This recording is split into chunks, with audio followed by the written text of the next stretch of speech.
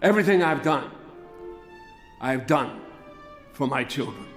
Everything I've done in my life, I've done for my children.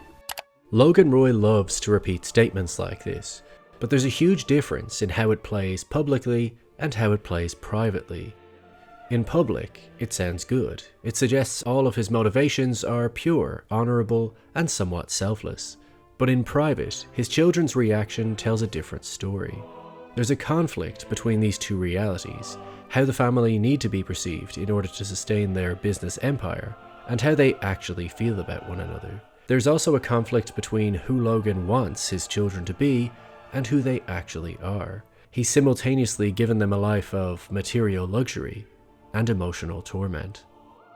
In many ways, Logan exemplifies the portrait of an abusive father, someone who should be fulfilling the role of a caregiver, a teacher, and an example, who instead wields that authority to serve their own needs and satisfy their ego. It's never easy to stand up to a bully, but it's even harder to challenge a bully whose power is constantly validated by everyone else outside the home. There's nowhere to hide. He's not just your father, but your boss, with the wrath of the media at his disposal.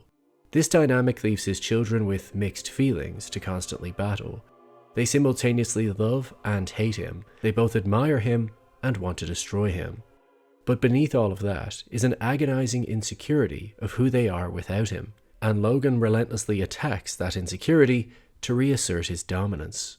You are a f***ing nobody. You're nothing.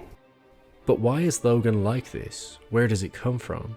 After 3 seasons, there has yet to be any mention of Logan's own father, who he was or how he treated him. But Logan was raised in poverty and sent to live with his uncle. In the episode where the family are sent for group therapy as a PR stunt, when dealing with an outraged Kendall, Logan hints, "If I'd spoken to my uncle like that." And at the end of that same episode, we see vicious scars on Logan's back, indicating his uncle used to brutally beat him. Because Logan became such a giant success story, he attributes a lot of his success to this abuse. That it made him tough, that it filled him with the spite and venom he needed to dominate and destroy. This blurs the line between love, fear, abuse, and motivation, as this abuse is something he considers an essential ingredient to success, and also a source of motivation to become so powerful that he never has to trust anyone else to take care of him, that from this point on, he will always be in control. As his older brother Ewan quoted from Bertrand Russell, "Life is nothing but a competition to be the criminal rather than the victim." With no father in the picture and a physically abusive uncle, his brother Ewan is his final known caregiver, someone that Logan has a harsh adversarial relationship with, perhaps misplacing blame on him for what happened with his uncle or channeling that energy into toxic competition. Both brothers can't stand one another, one-upping each other every chance they get. Ewan considers himself the better person, a moral figure who is noble enough to go to war, and Logan considers himself more of an army general, who thinks nobility is a story losers console themselves with, even buying and collecting soldiers' medals, allegedly in admiration, but also to show that the bravery they showed can simply be bought as a commodity. Although his brother hates him and wants to exercise some power over him whenever he can, when he had the chance to strip Logan of everything he's worked for, he chooses not to, so there's still an unspoken mutual respect between them. These complex family dynamics carry over to Logan's relationship with his own children, as that's the only way he knows how to love. As his ex-wife rightly noted, he never saw anything he loved that he didn't want to kick it to see if it would still come back. Connor, Logan's first son, must have found Logan's competitive attitude too overwhelming, and instead chose to define his personality by not competing at all. I refuse to play. I don't want to engage. I'm water. I flow. This is clearly a tactic used to avoid conflict, something that Connor fears, but Connor's had a very different experience to the other 3, given he was born to a different mother and doesn't work in the same company, or really work at all. Instead, he isolates himself and is somewhat lost in search of meaning. We get brief moments that show us how hurt Connor was by Logan's absence. What, you're hurt? I didn't see Pop for 3 years. Can I wait for you to finish a few calls? Yeah, I think so. I think so, Pa. I've had a bit of practice. Perhaps this is why Connor still plays such a childish role with his father, always acting with admiration and loyalty, asking for millions of dollars like pocket money. And Logan mirrors that by treating Connor with kid gloves, being playful, and even paying lip service to the absurd idea of making Connor president. It's only when Connor offers to sacrifice himself on the boat that he realizes his father doesn't really respect him. Whereas the other three, Kendall, Roman, and Shiv, were all pitted against one another from the start, blurring the lines between child, employee, and rival. Notice how Logan always paints their persistent competition and division as a game. I think it's time to play the game. Everybody's got a game. It's all part of the game. A game is something that's supposed to be fun and light, where yes, there's winners and losers, but the way he plays is traumatizing. In the harrowing Boar on the Floor game, we see how petrified even adults are at playing one of Logan's games, so you can just imagine what it must be like to endure it as a child. He plays persistent mind games with each of them, coaxing out their will to win by reassuring them that they're actually number one. Logan wants his children to not just attack one another, but to challenge him, to screw him and crush him, to prove they're capable of filling his shoes, as that's what he's used to from his uncle and brother. However, perhaps due to the abuse he endured, Logan can never let go of control, and his ego refuses to go down without a fight. When he sees Kendall on the front cover of a magazine in the very first episode, he's not filled with pride, but envy and bitterness. This triggers him to start playing his games, tricking Kendall into signing a document that gives Marcia Logan's seat on the board if he passes away, stripping Kendall of everything he's worked for, as Logan still sees him as weak, as he's had everything handed to him. By making his own family compete to take out the king, he makes his relationship with them the same as a rival, but a rival is someone who needs to be thwarted and crushed, and a family member is someone he's meant to love.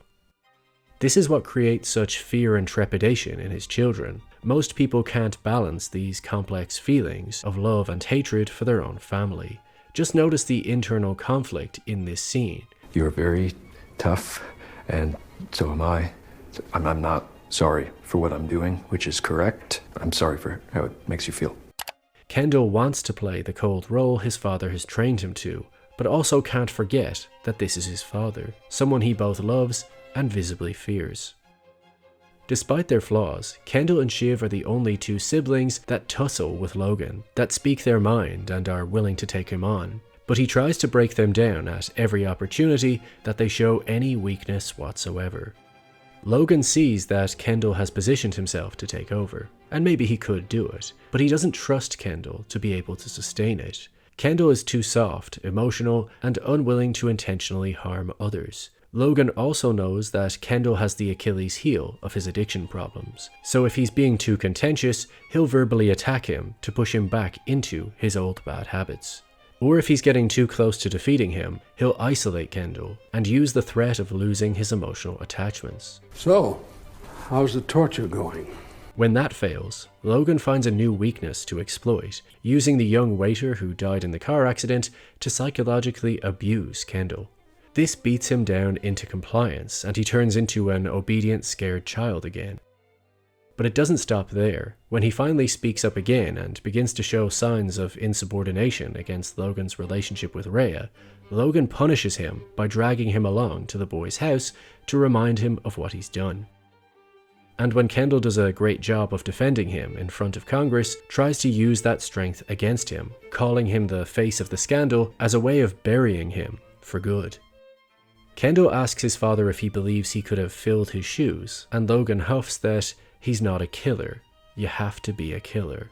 It's only when Kendall publicly betrays his father and shows disregard for the family's feelings that Logan begins to admire him and finally sees potential. This is why when Kendall tries to sell out and quit the game later, Logan won't let him, as it disappoints him that his own son has this little fight in him. It's too easy.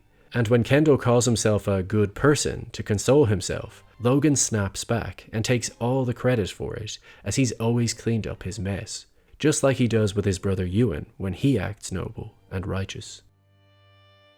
For Shiv, he admires her for proving herself in politics, But as the youngest, he still views her as just a child, and he consistently conditions her into that role by affectionately calling her Pinky. He lures her into the company under the false promise that she would be the one to take over. But once he senses any weakness, swindles her out of the position, using Rhea to make a fake job offer to Shiv so she can flex power to her dad by showing she has options, only so Logan can then use that disloyalty as justification for not giving her what he promised. Logan gives his kids nothing to hold on to as a reality, dangled carrots, fake offers, lies, so much so that they have to ask, "This is real?" This is real. And if you're upset when it turns out not to be real, he minimizes it as a sign of your weakness. Nothing is a line. Everything, everywhere, is always moving. Get used to it. Logan passes these toxic traits down to his children. He's unfaithful to his partners, just like Shiv. He takes pleasure in attacking others, just like Roman. And he's willing to betray his family just to win, like Kendall attempts. While this is all emotional abuse, there are signs that Logan has engaged in physical abuse as well. Whenever anything gets physical, Kendall immediately reacts to protect the victim, whether it be his son or his younger brother Roman. Don't f*** with me! Hey! No! Don't f***ing touch him! Notice how fast this induces panic among the children, as if it's activating trauma. Whatever it is that happened in their childhood, it seems as if Kendall was the one to step up and protect Roman, and perhaps got himself hit as a consequence, as when he tries to stand up for himself as an adult, Logan looks him straight in the eye and challenges him to take a swing at him, perhaps echoing something that happened in the past. What's worse is that Logan never takes responsibility for hurting those around him. He never apologizes for anything. Instead, he minimizes the issue.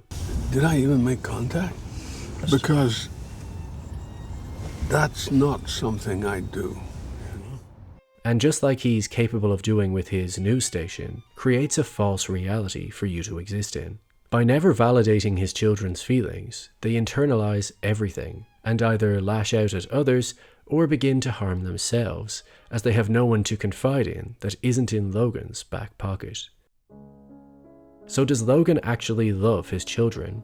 It doesn't seem that he really knows how to love. Like everything in Logan's life, there's a fight, a conflict, a contradiction.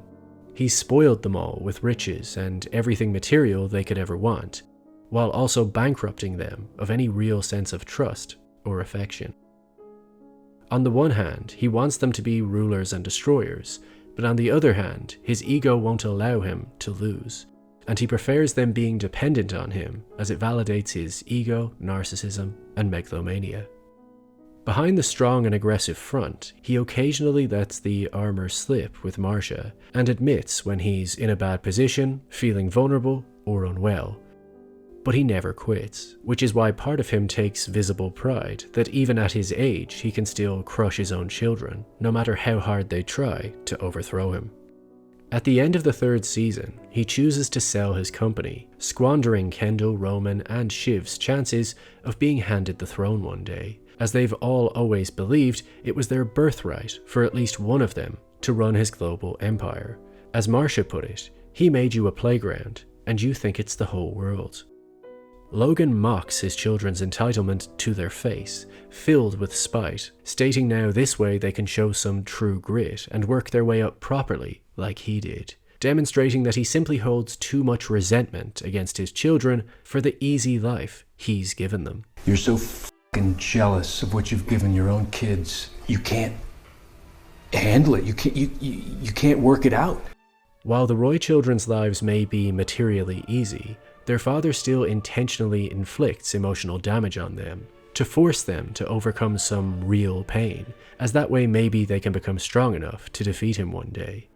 Because as far as Logan's concerned, power necessitates the ability to endure pain. The scars on his back are a daily reminder of that. And until you've paid the same price he did, or possibly even more, you don't deserve it as much as he does.